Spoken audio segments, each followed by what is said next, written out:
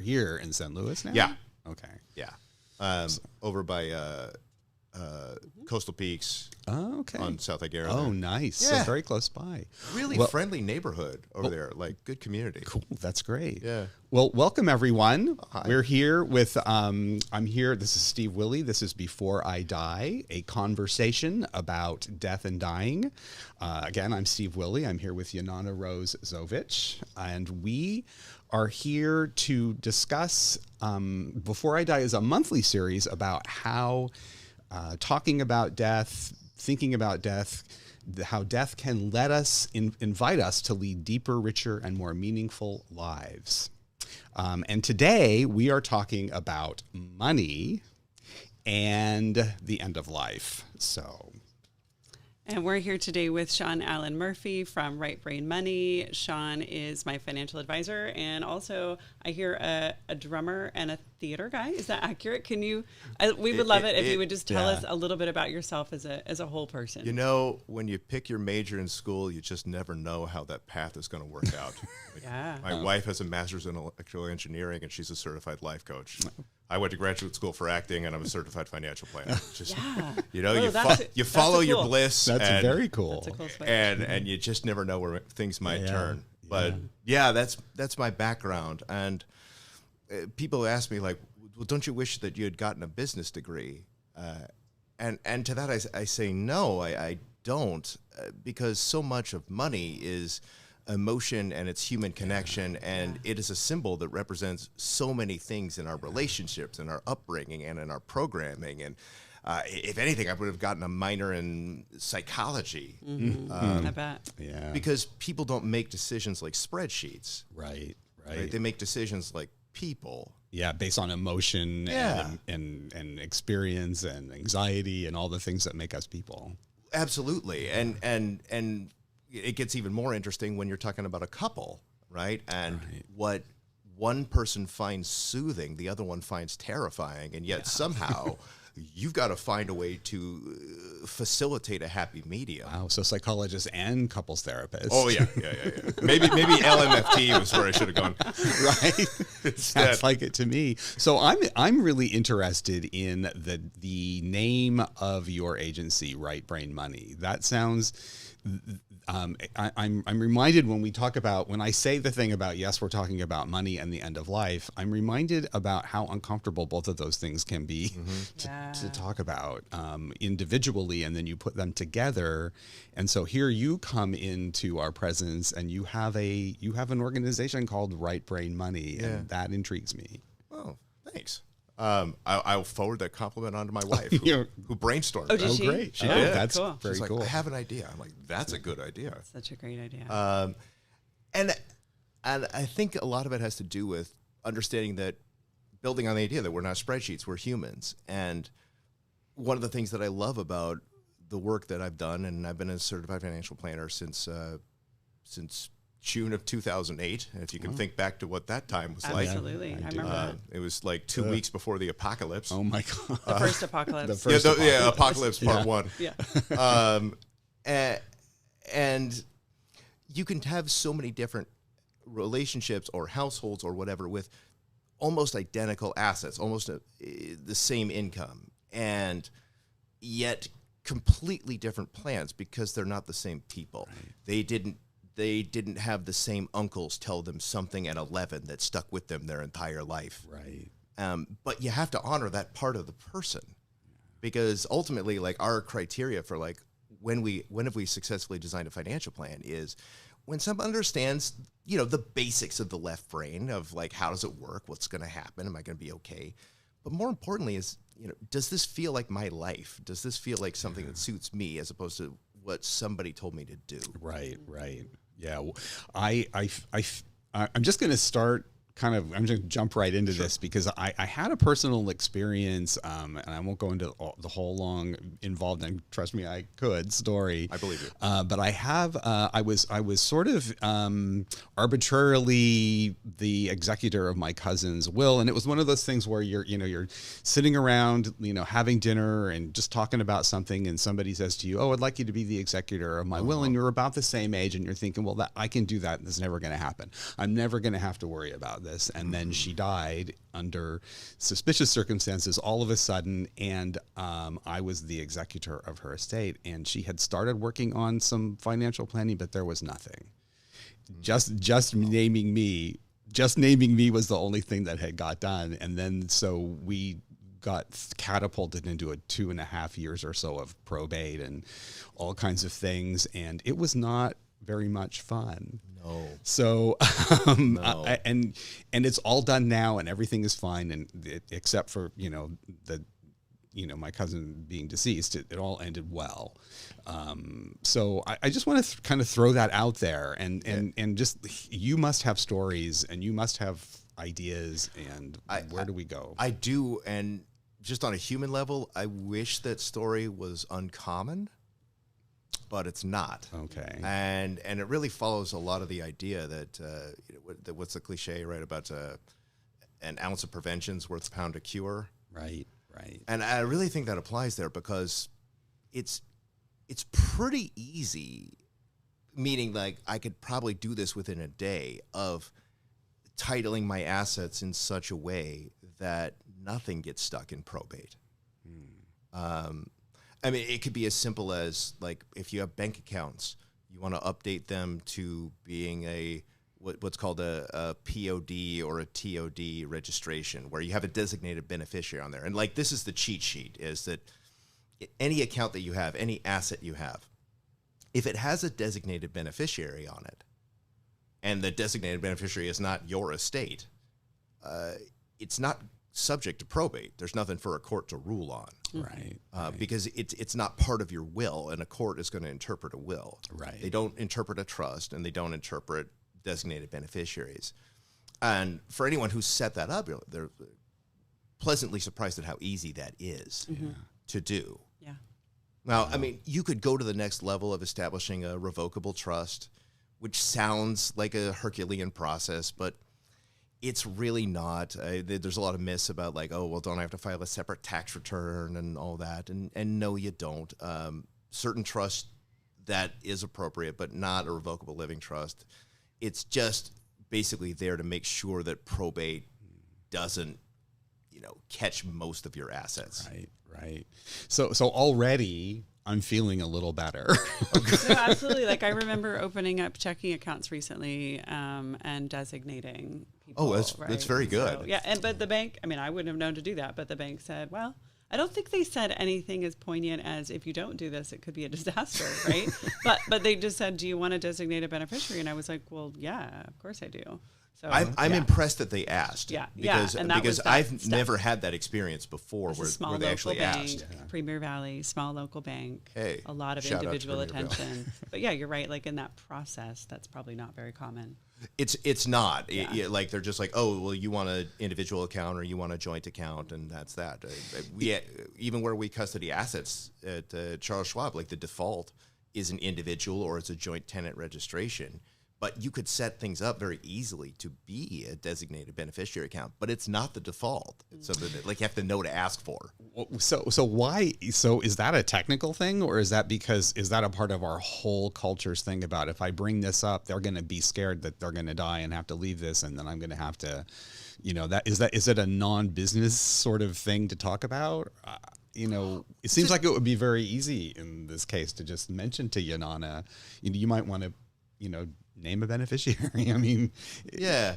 Why do we not do that? I don't know. I mean, like if I had, I suspect that the more people become aware of what kind of madness can happen within the estate planning, which, can be wonderful, but can also go in directions that the person who is either receiving long-term care or has passed away never intended for it to go. I think as you get more stories like that and we have more things to connect with, I think that probably launched the awareness of why you should have a bank account titled that way and like why it wasn't important before, right? But now it is. Yeah. And I mean, a lot of people will circumvent this just by titling their assets in the name of a trust, which is fine. I mean, like they can put things in, they can take things out, and I kind of refer to it as like the hokey pokey tool, right? But not everyone's going to do that. Right. And depending on what your assets are, you may have no reason to do that. Like just designating the beneficiaries is good enough. The biggest challenge is on your primary residence. That one is, it's hard to make a compelling case to do that outside of a trust.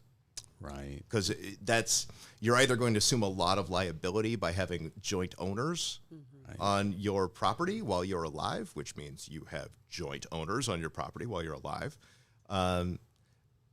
or it's going to end up in probate if you're going to. So it's a tenuous line to walk. Right. But outside of real estate, pretty straightforward. Okay. That's really cool. Can you talk a little bit about the difference between a trust, a will, and then we understand because we're in the industry, a living will is quite different, but just touch on those things. Would you split out, how would you separate a living will from an advanced healthcare directive, or would you consider those synonymous?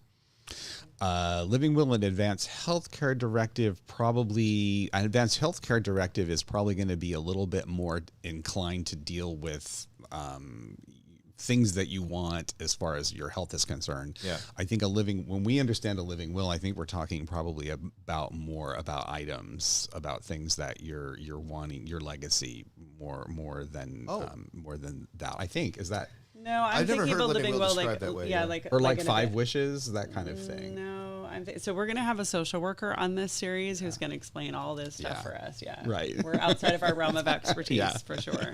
Yeah, no, I think a living will has to do with what if you want to be resuscitated or not. Et cetera, okay. Yeah. I'm thinking more. Decisions. Yeah. So yeah. Anything around the advanced directive, which that's what we mostly talk about. So that's all. What do I want if I want to be resuscitated, or how much do I want? How far do I want to go? Right. That type of thing. Who do I? Right. And I mean, for anyone who's filled one of those out, it's. I mean, like maybe there's an emotional journey you have to go on into deciding which box you're going to tick. But in terms of if you've already made that choice, what is it, a 2-page form? Well, yeah, there's a poll. We talked about the Pulse form, I think, with Susan when she was here last month, and that's 2 pages basically. Yeah. And so like if someone hasn't done that, they can make their estate plan monumentally better by adding that. And I would estimate that that's probably 10 minutes of work, including doing a web search to find where do I download this form. Right. For sure.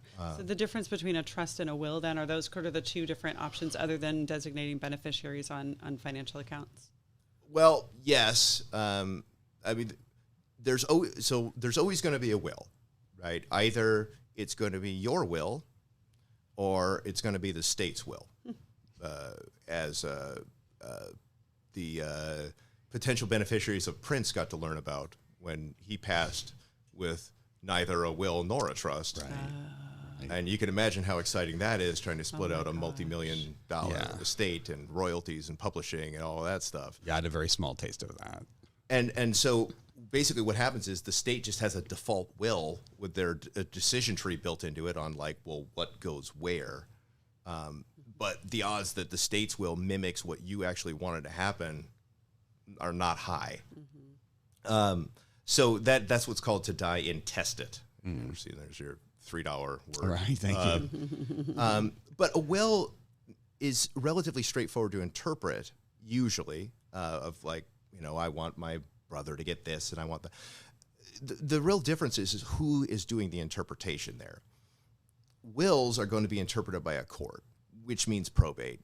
And it's pretty rare that you'd ever want to intentionally send an asset through probate because it's expensive and it's slow, as you were mentioning. So having a will notarized, et cetera, doesn't mean that you can avoid probate. It does not. Okay. It does not. Now, often people will write like a pour-over provision into their will. So if you have a will and a trust, you might write some language in there of stating basically, if I have this individual asset and it wasn't titled in the name of the trust, I meant it to be titled in the name of the trust. And sometimes that works, sometimes it doesn't, at getting it included in the trust posthumously. But the trust is likely, it's the easiest thing to do in terms of if you were operating from a trust as an executor, like you would have followed the instructions. Right. Someone could legally challenge a trust, in which case then a court would be involved, but that's pretty rare. Right. And so it's a much, much faster process. A trust could disperse assets within 60 days. Mm-hmm. Right. That's unheard of in a probate court. Yeah, I had to make lots of phone calls to people and find addresses and locate different people that we had to like check everything through to make sure they weren't connected to her estate at all. It was just a very complicated. Oh yeah. Complicated thing, and most people just said no, whatever. But I could see a problem occurring if just I called some random person and then they thought, oh, I could get involved in this, and never happened, thank goodness. But it still took 2.5 years to get through with no challenges. Right, with no challenges. And I understand like why probate courts are the way they are, and like sometimes there are assets that are really tricky where there's disputes on who owns what and what are the rights on certain things, and easements and property that goes back 150 years where maybe the record keeping is not very good. And in rare situations, somebody might actually intentionally put an asset that they know is going to be an issue through probate and just separate the rest of their assets. Because the one good thing about probate, well, there's probably more than one, but the signature good thing about probate is once a probate court has ruled, it's done. Like there's no challenges available at that point. It's over. It's thorough. It's thorough, right? As you've definitely experienced. Whether you want it to be or not, it is. It was thorough. So I think did that answer the question? Oh yeah, totally. Okay, great. Yeah, for sure. I have a kind of getting back to the financial planning part of what you do, and the idea behind this series, or kind of one of the main things that we talk about here, is how talking and thinking about death can invite us to live deeper, richer, and more meaningful lives. Right? That's our tagline. Have you ever worked with people who have had epiphanies or some sort of major life change of their perspective on what they wanted the rest of their life to look like that has directly affected their financial planning? Like someone that you've worked with for a while and then they suddenly shift course of where their financial planning goes. Yeah, I think so. I mean, like a lot of that happens in the retirement planning process. Yeah. Because you basically are transitioning through this wormhole of life where, especially now that life expectancy has improved so dramatically, like what pros and cons, right? Right. Is that you kind of need a plan for like, who am I going to be when I grow up, so to speak? Yeah. Again. Oh, yeah, when I grow old. Yeah, absolutely. And because, what do you do when every day is Saturday and nobody needs you to do anything? And so with any luck, you've had a chance to contemplate that and like tap into your values at that point of like, well, what's important to me? Mm-hmm. And, how much of my earnings and net worth do I want to pass on to the next generation after I'm gone? How much do I want to share with them while I'm alive? Yeah. Right. And there is no right answer to that globally, personal, but there's absolutely an individual answer to that. Yeah. And I find that like if that's set up right, according to what somebody wants and what somebody's experiencing, and they might get 2 years into retirement and figure out, whoa, okay, I like this as a theoretical concept, but this isn't really me. That tends to cascade through the, that entire arc, which usually ends with passing on and things transferring to the next generation. Okay. Wow. Yeah, for sure. Yeah. One of the things that I've enjoyed just from our brief time of working together is how you really try to ask the question of, who are you as a person, and what are your own individual financial goals? And I just, having grown up being very uncomfortable talking about money, and just, I just didn't have the language for it. I didn't have the family culture of it. I just didn't know. And so then I reached this point of midlife and navigating a divorce and sort of looking at like, oh, okay, I need to really look at this last third, second half, whatever it's going to be of my life, and really become literate and really get into these discussions. And it's been so helpful, but it's also been very, it's soul searching in a way. Like I feel like how we think about money is like, it's how we think about ourselves and what we want and what our values are, right? Like money is energy and its values. And it's just been super fascinating. And I really just wish that we could start this process so much younger. And so it really ties into thinking about the end of life discussion for me. Well, it does. And also, like, there's just a major psychological shift, not only in someone's Sorry. Okay. There's not only in somebody's schedule of like alluding to, like every day is Saturday, but also like we tend to define ourselves not only by what do you do, right? If somebody says, what do you do? You're probably going to answer with what your job is, but how do you answer that later?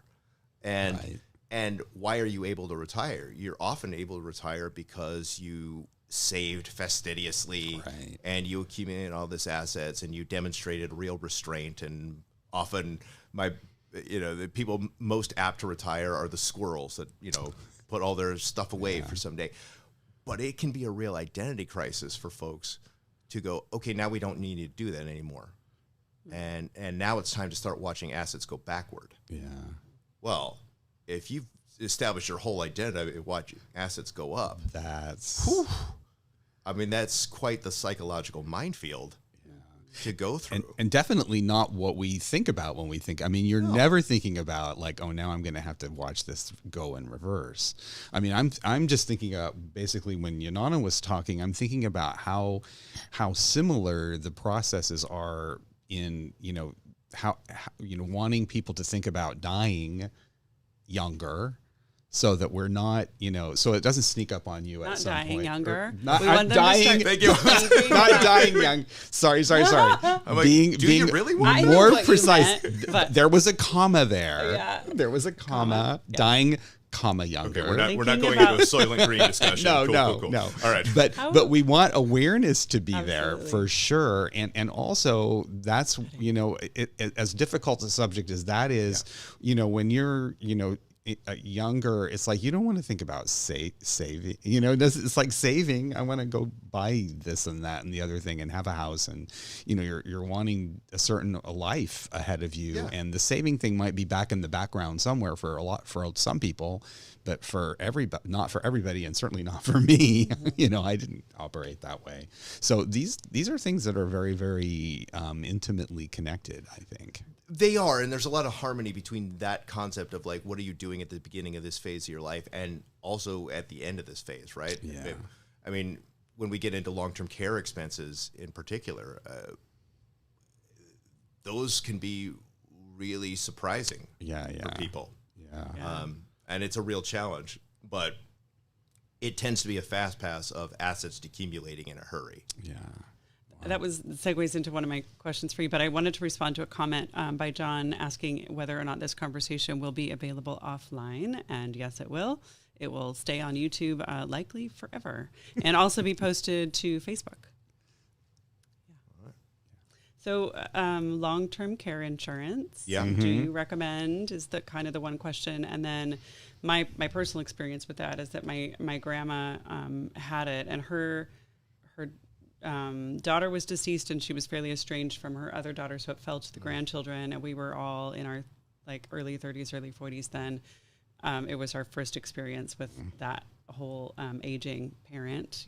She was kind of like one of our moms, and then eventually her death. But her long-term care insurance, I think she bought it kind of on a financial advisor, I think, recommended it. I'm guessing she might have been in her early 70s, well, maybe 60s probably. Anyway, it saved us completely. Totally saved us the whole way through. And then my godparents are in their 70s now, and they just looked into it, and I think have concluded that it's not affordable for them anymore. So I'm wondering, I'm 52. Should I be looking into this?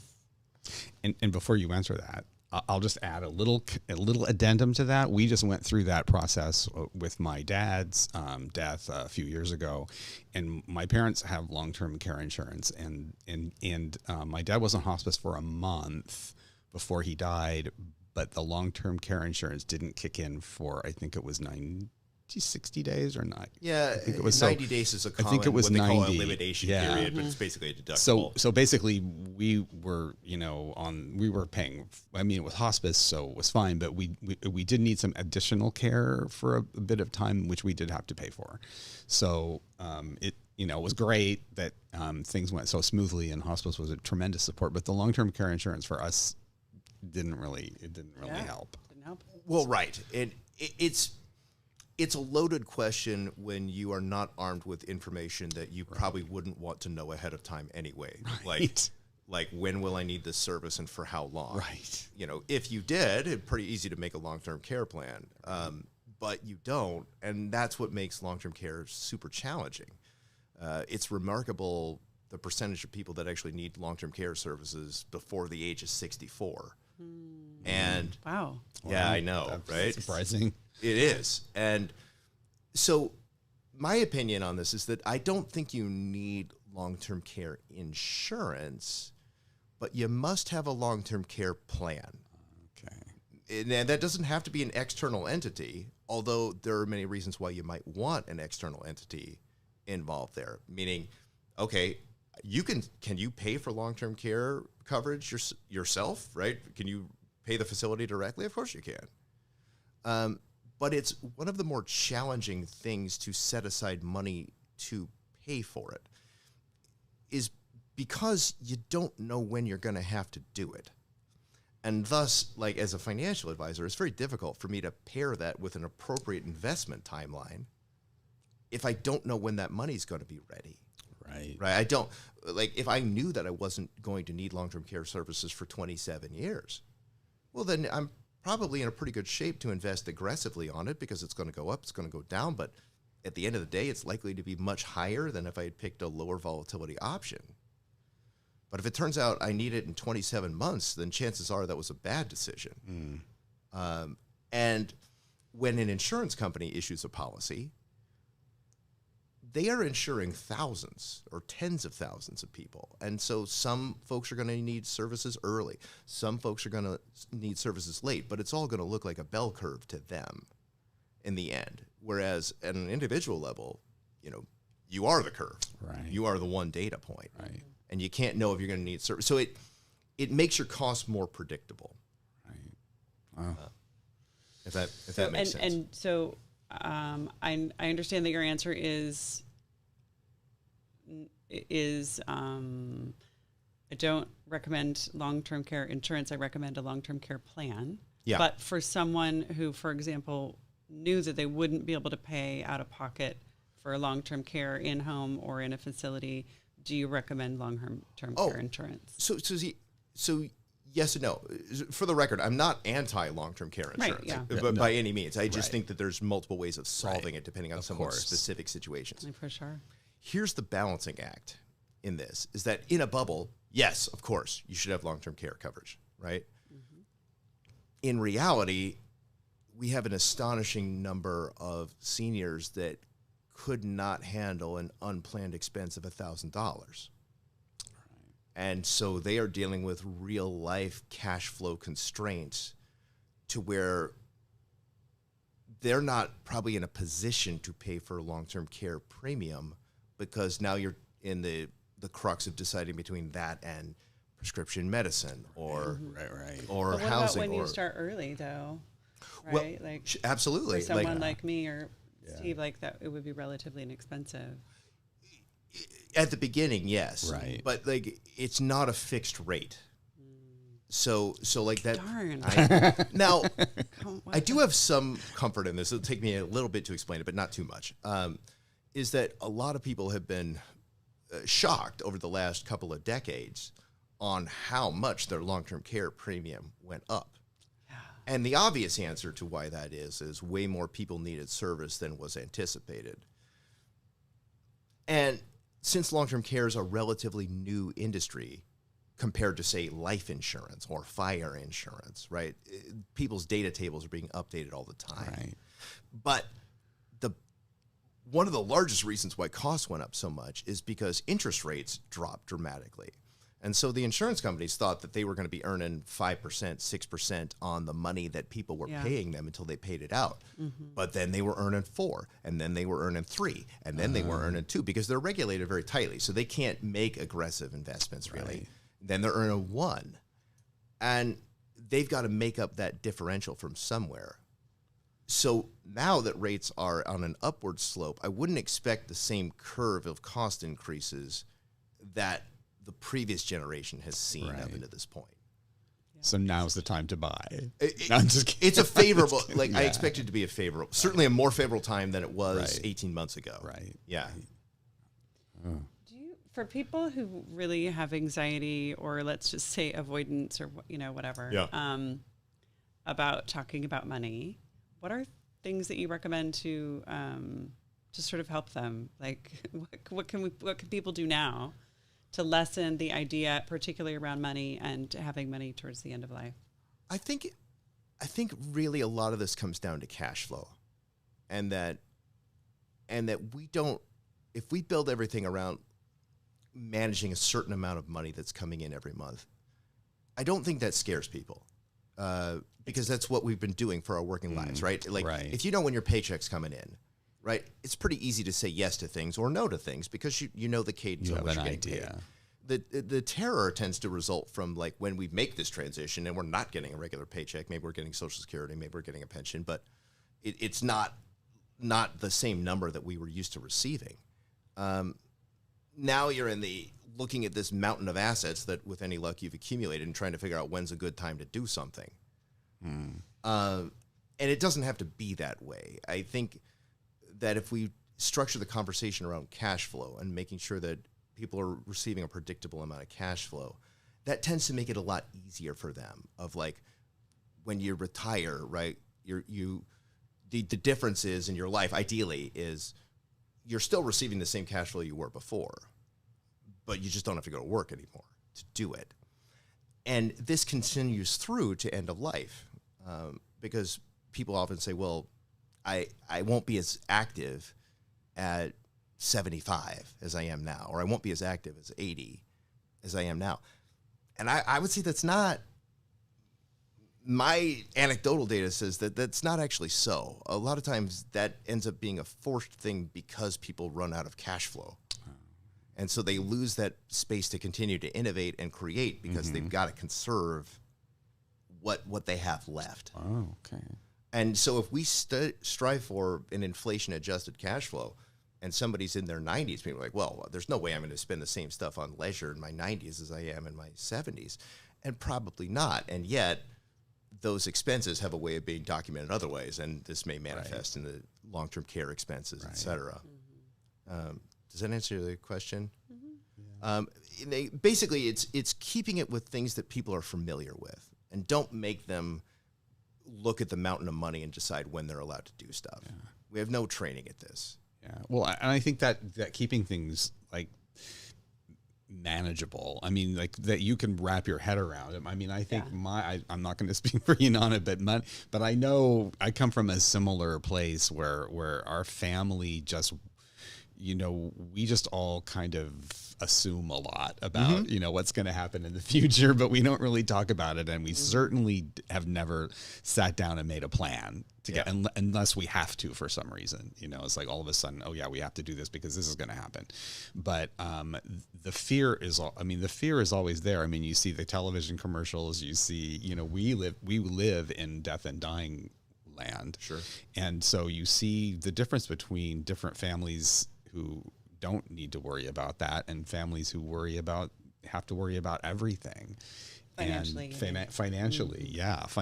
and the anxiety around that, how can we get this person into long-term care, because they can't be cared for at home anymore, or, that sort of thing. It really, it's heartbreaking, a lot of times. And you can't help but think about your own life when you're around that too. Right. Well, and I think we mentioned before, like the single largest payer by far of long-term care services is Medicaid, or what's known in this state as Medi-Cal.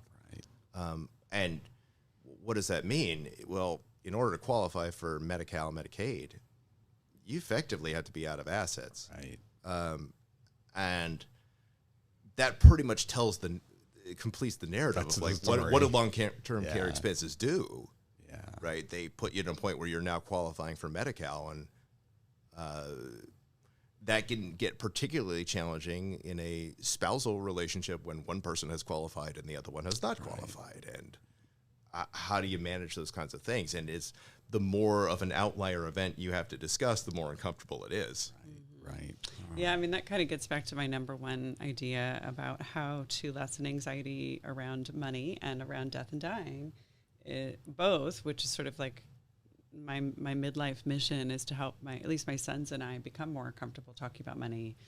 And then, of course, in the work we do, we talk about death and dying a lot. But it's just to talk about it, and not feel like you have to memorize every detail in a book, but ask people about it too. And I have to be careful because some people really are uncomfortable being asked about money. So I always do you mind me asking you this? And, sure. What have you thought about? And yeah, like immediately, either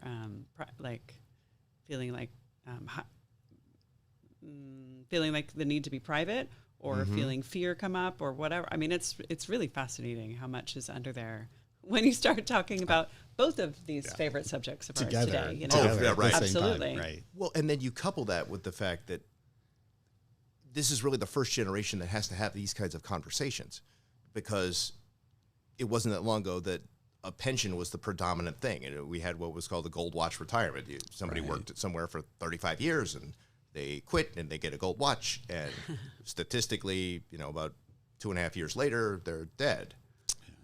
Well, you can do that. I mean, hey, that's a relatively simple plan to execute, but it doesn't really line up with modern variables. Right. No. And so you have to have a lot more discussion about money, both from an enhanced longevity perspective, but also it's the mountain of money factor. Yeah. Like funding a pension takes a mountain of money as well, but it's something that people don't really have to consider because it wasn't their responsibility. It's the state, or it's the private employer, or it's whatever. And so if all your money's coming in a predictable way, you don't necessarily have to have that conversation about assets. But this generation does. Yeah. And again, it's the same thing. It's the same thing. Culturally, for whatever reason, we're just not encouraged to talk about this. Maybe there are other cultures within this culture that's not true, but in any experience I've ever had, even talking about this before we got here today to do this, I noticed that every time I said, today we're going to talk about money and the end of life, it made me laugh a little bit. I mean, not because it was funny, but just because it was a little uncomfortable. It's a little edgy. I mean, it's a little uncomfortable. And why is that? Money and death and dying, because it happens to everybody. It is something that's going to happen to all of us. And we all, like Yunana was saying, money is energy. I mean, it's a positive thing. I mean, it's something that we are, we're encouraged to accumulate, and if you want to do the things that you want to do, that you need it sometimes. And yet it's like, money. Well, also, right, it's difficult to have a conversation, to be really ready to go into a conversation where the biggest upside is removal of potential fallout later. Yes, that's true. Right? Like, that's your upside, is less lawsuits, right? Right. Less family fighting. Right. But, so it's addition by subtraction. But most of the things that we like to discuss have addition by addition. Right. Right. Or like, even if it's talking about taxes, right? Like, it's kind of fun to talk about, like, how do I beat the system? I read this great, there was this little story about this, it was a family trying to put the mom, essentially, who was quite elderly at that point and living in a care facility, on a budget. And the article was about how she just hated that word and she was totally non-compliant. And that they finally figured out that what they did was they created a spending plan for her, which was so much more palatable. And she loved that idea. Yes. And she followed it quite well because she was, it's like you have to do it in a way that makes you feel good. Yeah. But do it. I think that's a wonderful, I couldn't agree more. Like, Yeah. this may be surprising, but like, as a financial advisor, but I genuinely loathe budgets. like I'm fine with them for running my P&L. Yeah. Right. But it's it's not how people are used to living. Yeah, you don't want to have to think about those things Well, in also, detail. you don't, I do and a also lot. it's very difficult to do because, like, okay, I know what my utilities are basically going to be. I know what my mortgage payment is. I know what my property taxes are, but I don't know when I got to do stuff.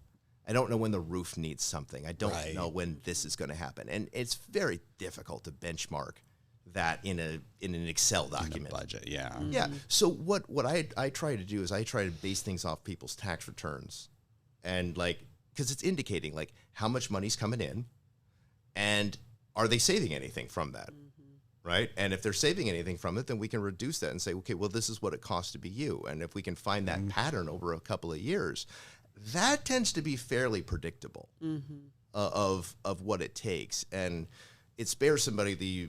Often what I hear is psychological anxiety or agony of Right. developing one of those budgets. Right. Yeah. I'm taking two things out of this conversation. This is what it takes to be you. I love that line, and I like I like wormhole of life that you said earlier Yeah. too. That was Forgot I that said that. I'm like That was the Oh, yeah, the yeah, I midlife remember that point now. kind of, that right? midlife Yeah. going into retirement Yeah, is that's like right, that's as you travel through your life, that's another one of the wormholes of life. And I'm like, okay, that's what it is. Yeah. You know, believe it. as somebody who's getting nearer there than probably, farther from there, I feel like that's almost what it feels a little bit like. Yeah. It is. And like probably 98, 99% of the time, the stories I hear on the other side of that wormhole are fantastic. Yeah. Like people love it. That's it. That's that for me too. I mean, I do get lots of positive vibrations from people. And I think a lot of it is, I mean, what we're talking about here in the back of my mind while we're talking, I'm thinking about retirement equals not working.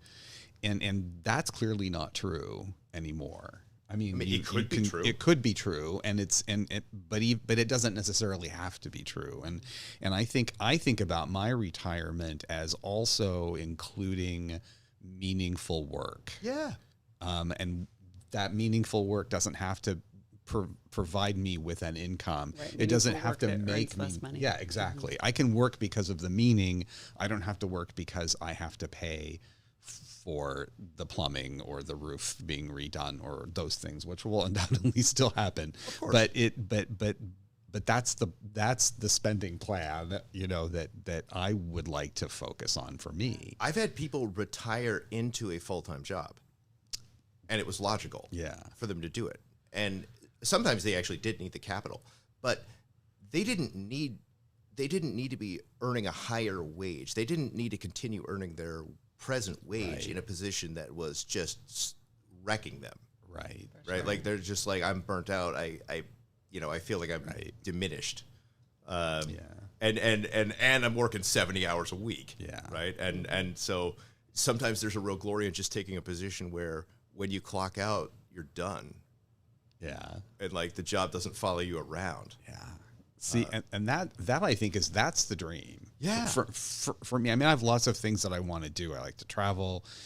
I like to read. I like to write. I have lots of like fun things to do, but also I want to have that meaningful connection with my community still. I don't want to go into a cave and like not do anything. Yeah. Right. So, I started in this whole field as a volunteer, and, that's something else I want.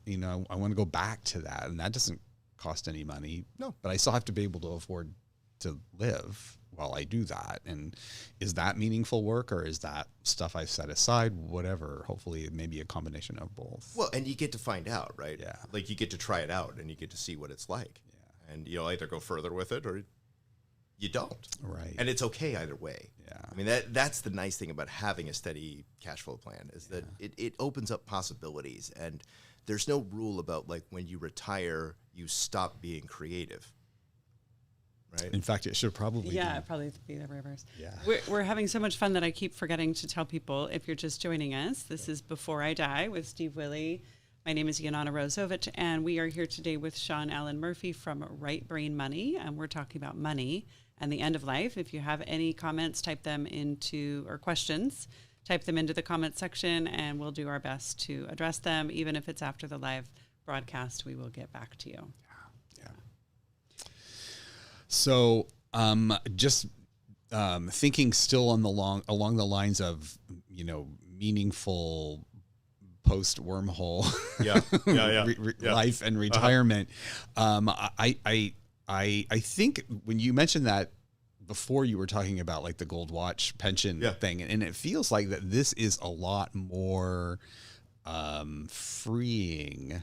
I mean, it feels like that was very restrictive. I mean, in some ways, because you're really dependent on what you've made in your lifetime, what you've saved, and whatever it is your employer put away for you, whatever that was in the agreement was about that. So you've got that fixed amount, and so you can either spend every day golfing, or you're going to have to spend every day figuring out what kind of bread you can afford to buy. So this feels a little bit more inspiring to me to have this conversation about different options and different things that you can do, and not necessarily being I hate to use the word trapped, but not necessarily being bound to this plan that started maybe before you were even working full time. I completely agree, and like I teach a retirement class for the city of SLO, usually once or twice a year, and one of the things I talked about at the beginning is like we've kind of transitioned from the gold watch retirement into what I call the Spider-Man retirement. Okay. And the Spider-Man retirement is the line about like with great power comes great responsibility. Thank you very much. Yeah, thank you. I was looking for something more. No, because and people are like, well, what's this great power? I'm like, well, the great power is we're living so much longer, and we're not locked into this. You're going to stay at the plant for 35 years, and like there's a lot of utility. There's a lot of things you can do. And if you decide you're done at 55, if you've put all the funds relevant the way to do that, then go for it. Or if you're going to take a sabbatical in the middle and then go back, like there's many different combinations that will work. But the outcomes will vary dramatically, and thus that's the greater responsibility. That's where the actual probably you're going to need to plan a little bit will come in handy. Have you ever worked with people, over decades and decades, and seen their financial planning really markedly shift according to their time in life, essentially? No, not really. So it's more personality set. It's more cash flow. Like it's like, I know that like, I expected the answer to that to be yes, but I mean, obviously like someone's interests can change over time, but I think the biggest danger is like when people feel like they're running out of money. Very rarely will somebody actually allow themselves to run out of money, right? But the way that they prevent that is they start doing less and less and less outside the essential, because that's the constraint they have to operate from. And so I've seen that for sure, which is part of like why we go out of our way to develop things to ensure that doesn't happen. Right. But no, like it's really funny how people get locked into a financial thermostat, so to speak, and they're really comfortable living in that space. Like what they might do with the money will change, but the overall temperature, I mean, adjusting for inflation, of course, is pretty consistent. Like I think usually you have a pretty good idea of who you are and what you value by that point. That makes sense. I didn't think about it in that. You generally do have a pretty good idea of what you value. I just think about my own planning phases have been really in jumps and start. I mean, it's like oh, la-di-da, like, oh my God, I have to do this. Right. And then, la-di-da again for a while. And then like, oh, I need to think about like saving something. Yeah. And then, and just not that long ago, one of the people that I work with in HR just reminded me that I was, turning 65 and I needed to think about my new, and it was like, I don't know, 2 months before my birthday. And I'm like, oh my gosh, I have to think about Medicare all of a sudden. What is this Part A? I know. That's what other people have to I do. know. I'm like, I've seen those commercials on TV. I know about Part D and blah, blah, blah. And I'm like, oh my gosh, I have to do this now. Yeah. And that's kind of the way I've lived my whole life, though. So it's not that unusual. And I guess that's what I'm used to. But I would have probably, looking back, I would have liked a little bit more smooth transition through that whole thing. So I don't know. We're kind of coming up to sort of the end of this hour. Yeah. I can't believe it. Goes so fast. It really does. It does go fast. But when we have guests with us, we kind of like to ask them this kind of standard question to end our time with them. And for you, I'm really interested in hearing your thoughts on this. Do you think that it's possible for us to normalize in our culture talking and thinking about death and dying? Do you think it's possible for us to be in that space? I do. I mean, I think a lot of this uncomfortableness stems from this being really the first generation that had to deal with this particular set of challenges. Right. And so it's new. Right. But it won't stay new. And I think as things become more familiar, then they become more comfortable, right? If for no other reason, then there's more time for horror stories to accumulate. Well, yeah, we right? learn. Yeah, and you're like, people learn and they say, "I don't want that." Yeah, I don't want that. Yeah. You're like, you're no longer theoretically avoiding something. You're avoiding something that happened to your uncle. Right. Very specific. And so, like, I think the more viscerally that affects people, the easier it is to have a conversation because they're imminently aware of what the cost is of not having that conversation. Right. Wow. See, that's why we ask. Yeah, no, it's totally true. And we talk about this a bit, but we really do see a cultural shift. Yeah.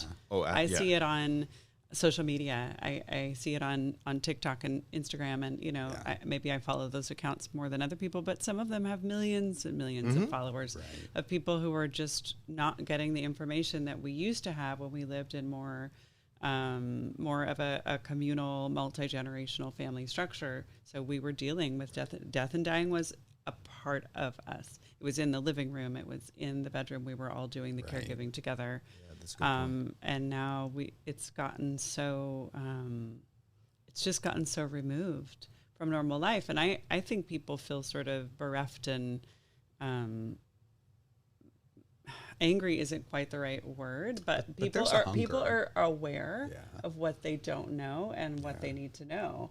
I really see that, and I see that even in younger generations. So I think see it. We're very hopeful, of course. Yeah, we are very hopeful, but I think I especially see that in younger generations. I think the younger people are more hopeful. So here we are. I'm glad that you're hopeful as well. Yeah, thanks so much for joining us, Shawn. This has just really been a blast. Thank you as well for joining us, and we will be here every third Thursday at noon. We will be here on July 20th with Buddhist Reverend Mark Bloodgood talking about tending the spirit. You can find us on YouTube Live and Facebook at Wilshire Health and Community Services, and we hope to see you then. Thanks, everybody. Yeah, thank you very much. Thank you. Thank you. Yeah. Wait. Oh, the hand. Are we allowed to sign off?